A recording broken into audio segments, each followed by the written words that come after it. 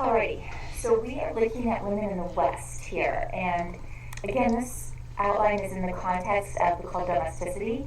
These are women that don't have the cult of domesticity, so they're the women that are outside that ideal. And we're going to look at the women in the West 4 different ways. So first, we're going to look at women who relocate west, take the Overland Trail, and a lot of these stories we get through women's letters and diaries. There's some really great sources if you're interested about women on the Overland Trail in their own words.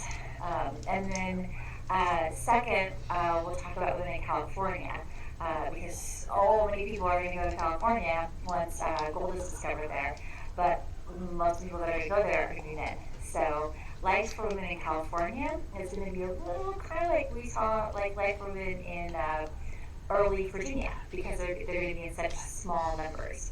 So you see there can be some advantages for them there.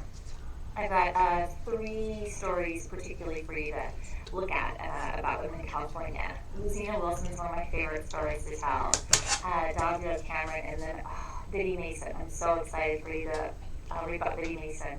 There needs to be a movie about her. I don't know why there isn't. And then women on the Spanish and Mexican frontier is the third group of women that we're going to look at in the West, because when women are making the Overland Trail, we don't actually, that's not actually part of the United States, it's Mexico. And before that it was owned by Spain. And so your textbook has a woman, if you've got the new one, your textbook has a document by a woman with the last name Elise. So if you've got the new one, you've got that story. And if you don't have the new one, don't worry about it, you're okay. But if you want to look at that story, you can. And then in the module, I gave you the story of Arcadia Pandini, which I think you'll enjoy, since it's a pretty fantastic story, and Arcadia is named after her, city of Arcadia. And then we don't end on a good note with this lecture, I'm sorry. Native American women, there's not any good stories there, unfortunately, in this lecture. We're going to look at the Trail of Tears.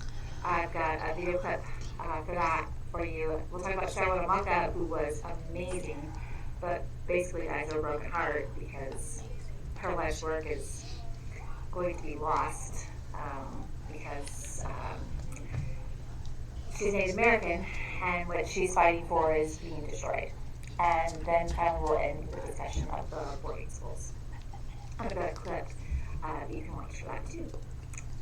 So sorry we don't end on a good note, but next lecture is reform, and women are going to demand right to vote.